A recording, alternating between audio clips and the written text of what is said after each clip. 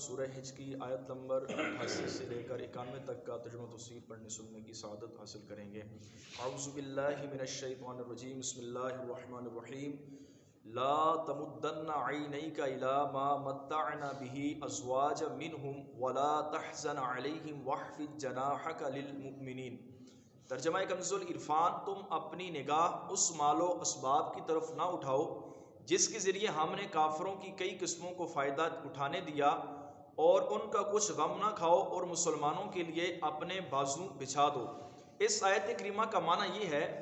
کہ اے انبیاء کے سردار صلی اللہ تعالی علیہ وسلم، ہم نے آپ کو ایسی نعمتیں عطا فرمائیں جن کے سامنے دنیا کی نعمتیں حقیر ہیں، تو آپ علیہ السلام دنیا کے مال و متاع سے مستغنی رہیں۔ یہودیوں اور عیسائیوں وغیرہ مختلف قسم کے جو کافروں کو دیا گیا، ان کے مال سے آپ کیا فرمایا کہ مستغنی رہیں۔ جب ہی تو نبی پاک صلی اللہ تعالی علیہ وسلم نے اس فقر کو اختیار کیا کہ آپ علیہ السلام کے مبارک گھر کے اندر 40 روز تک چولہا نہیں جلتا تھا۔ ارشاد فرمایا کہ اگر میں چاہتا تو مکے اور مدینے کے پہاڑ میرے ساتھ سونے کے بن کر چلتے، لیکن میں نے اس بات کو پسند نہ کیا۔ علامہ محمد بن یوسف رحمۃ اللہ تعالی علیہ فرماتے ہیں، دنیا کے مال و متاع کی طرف نظر کرنے کی ممانعت سے یہ ثابت نہیں ہوتا کہ نبی پاک کی نظر نعوذ باللہ کفار کے مال و دولت کی طرف تھیں تو اس سے منع کیا گیا، بلکہ آپ ہمیشہ سے مال کفار سے منتجب تو تھے۔ اسی طرز عمل پر آپ علیہ السلام کو ثابت قدم رہنے کا حکم دیا گیا کہ اے محبوب، آپ کفار کے مال و متاع کی طرف نہ دیکھیں۔ اس آیت میں خطاب اگرچہ نبی پاک علیہ السلام سے ہے، لیکن دنیا کے مال و متاع کی طرف نظر کرنے کی ممانعت آپ علیہ السلام کی امت کو ہے، کیونکہ جسے قرآن کریم کا علم دیا گیا اس کی نظریں دنیا کی رنگینیوں کی طرف نہیں بلکہ قرآن کریم میں غور و فکر کرنے کی طرف ہوتی ہیں، اس کے معنی سمجھنے اور اس میں دیے گئے احکامات کی تعمیل کروانے کی طرف ہونی چاہیے۔ تو آپ علیہ السلام کی امت کو بھی منع کیا گیا کہ وہ کفار کے مال و متاع کی طرف نہ دیکھیں کہ کفار نے، انگریزوں نے بہت ترقی کر لی تو مسلمانوں نے ترقی نہیں کی، تو انگریز فلاں مقام پر پہنچ گئے، تو فرمایا کہ ان کے مال و متاع کی طرف آپ نظر نہ کریں کہ ان کے مال و متاع، ان کی ترقیاں جو ہیں یہ عارضی ہیں۔ اس آیت کریمہ سے فرماتے ہیں دو باتیں معلوم ہوئی ہیں۔ نمبر یہ کہ مسلمانوں کو چاہیے کہ کافر اور کافر کے مال و متاع کو کبھی بھی عزت کی نگاہ سے نہ دیکھیں۔ حضرت ابو ہریرہ فرماتے ہیں نبی پاک نے ارشاد فرمایا، تم کسی بد عمل پر کسی نعمت کی وجہ سے رشک نہ کرو، کیونکہ تم نہیں جانتے کہ مرنے کے بعد وہ کس چیز سے ملے گا۔ اس کے لیے اللہ تعالیٰ کے پاس اذیت دینے والی ایسی چیزیں ہیں، یعنی جہنم کی خوفناک آگ ہوگی۔ تو مسلمانوں کے پاس چونکہ ایمان ہے، دنیا کی مال و متاع اگرچہ کم ہے، لیکن ایمان کے ساتھ اگر دنیا سے کوئی چلا گیا تو ہمیشہ ہمیشہ کے لیے جنت کے اندر رہے گا۔ اس جنت کی نعمتوں کو نہ تو کسی کان نے سنا، نہ کسی آنکھ نے دیکھا، اور نہ کبھی کسی دل کے اندر ان نعمتوں کا خیال گزرا۔ اہل علم حضرات کو فرماتے چاہیے کہ وہ مالداروں کے ساتھ اس طرح تعلق نہ رکھیں جس سے مالداروں کی نظروں میں ان کی حیثیت کم ہو اور مالدار انہیں عزت کی نگاہ سے دیکھنا گوارا نہ کریں، بلکہ خود کو ان کے مال و دولت سے بے نیاز رکھیں۔ نیز قرآن کریم پڑھ کر بھیک مانگنے والوں کو چاہیے کہ وہ بھی اپنے طرز پر غور کریں۔ یہاں سے مسئلہ یاد رکھیے گا کہ نماز کا جو تراویح کے اندر ہم قرآن کریم سنتے ہیں، اگر کوئی حافظ پیسوں کے لیے قرآن کریم سنائے گا تو اس کا یہ قرآن سنانا حرام ہوگا کہ قرآن کریم سنا کر اس کے بدلے اجرت دینا یہ جائز نہیں ہے۔ اسی طرح کوئی نعت خوان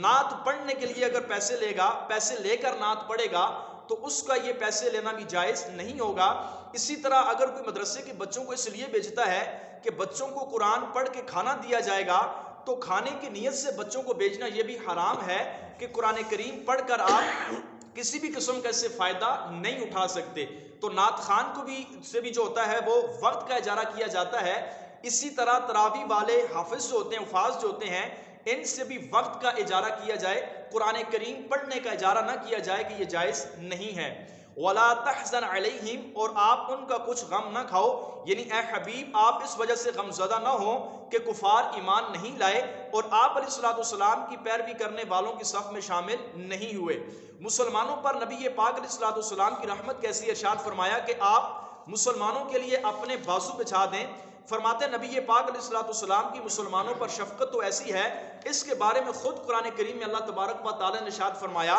کہ لقد جاءکم رسول من انفسکم عزیز علیہ ما عنتم حریص علیکم بالمؤمنین رؤوف الرحیم، بے شک تمہارے پاس تم ہی میں سے وہ عظیم رسول تشریف لائے جن پر تمہارا مشقت میں پڑنا بہت باری گزرتا ہے، وہ تمہاری بھلائی کی نہایت چاہنے والے اور مسلمانوں پر مہربان اور رحمت فرمانے والے ہیں۔ نبی پاک علیہ الصلوۃ والسلام کی امت پر کیسی مہربانیاں ہیں، فرماتے ہیں کمزور اور بیمار لوگوں اور بچوں کا لحاظ کرتے ہوئے نماز کی قرات کو زیادہ لمبا نہ کرنے کا آپ علیہ الصلوۃ والسلام نے حکم دیا کہ نماز میں قرات جو ہے وہ مختصر کی جائے۔ اسی طرح رات کے نوافل پر آپ علیہ الصلوۃ والسلام نے ہمیشگی نہ فرمائی تاکہ یہ میری امت پر فرض نہ ہو جائے۔ اسی طرح امت کے مشقت میں پڑ جانے کی وجہ سے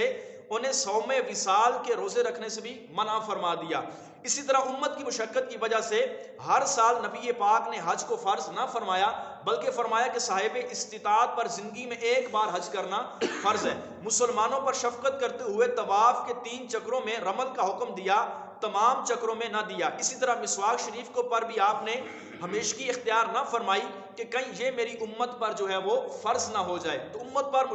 شفقت کی کثیر نبی پاک کی مثالیں ہیں، اور نبی پاک پوری رات جا کر عبادت میں مصروف رہتے اور امت کی مغفرت کے لیے اللہ تبارک و تعالیٰ کے دربار میں انتہائی بے قراری کے ساتھ گریہ و اوزاری فرماتے، یہاں تک کہ کھڑے کھڑے نبی پاک علیہ الصلوۃ والسلام کے مبارک پاؤں اکثر سوج جایا کرتے تھے۔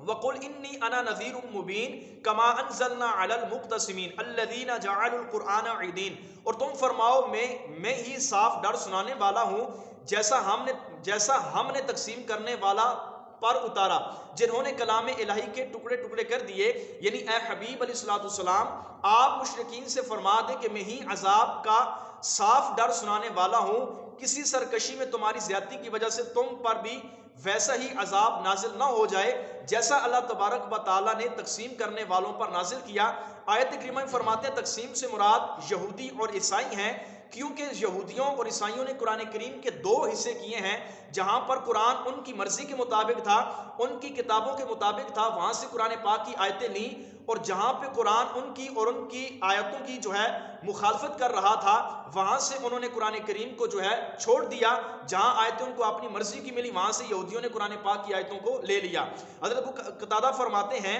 کہ بانٹنے والوں سے مراد کفار قریش ہیں، ان میں سے بعض کفار کو قرآن کریم کو جادو کہتے تھے اور بعض اس کو کہانت اور بعض اس کو افسانہ کہتے تھے۔ اس طرح انہوں نے قرآن کریم کے بارے میں اپنے اقوال تقسیم کر دیے، اور ایک قول یہ ہے کہ بانٹنے والوں سے مراد وہ 12 شخص ہیں جنہوں نے مکہ مکرمہ کے جن کو کفار نے رستوں پر مقرر کیا تھا۔ حج کے زمانے میں فرماتے ہیں کہ ہر راستے پر ان میں سے ایک شخص بیٹھ جاتا، وہ آنے والوں کو بہکانے اور نبی پاک سے منحرف کرنے کی ایک بات کرتا۔ کوئی آنے والوں سے کہتا کہ نبی پاک کی باتوں میں نہ آنا، نعوذ باللہ وہ جادوگر ہیں، کوئی کہتا وہ کذاب ہے، کوئی کہتا وہ مجنون ہے، کوئی کہتا وہ کائن ہے، کوئی کہتا وہ شاعر ہے۔ تو نبی پاک علیہ الصلوۃ والسلام کو آپ کے قریب آنے سے لوگوں کو یہ لوگ روکتے تھے، اور نبی پاک علیہ الصلوۃ والسلام کا قرب پانے سے لوگوں کو منع کرتے تھے۔ اللہ تبارک و تعالیٰ کی بارگاہ میں دعا ہے اللہ کریم ہم سب کو بھی نبی پاک علیہ الصلوۃ والسلام کی سچی پکی محبت نصیب فرمائے، آمین بجاہ النبی الکریم صلی اللہ تعالی علیہ وسلم۔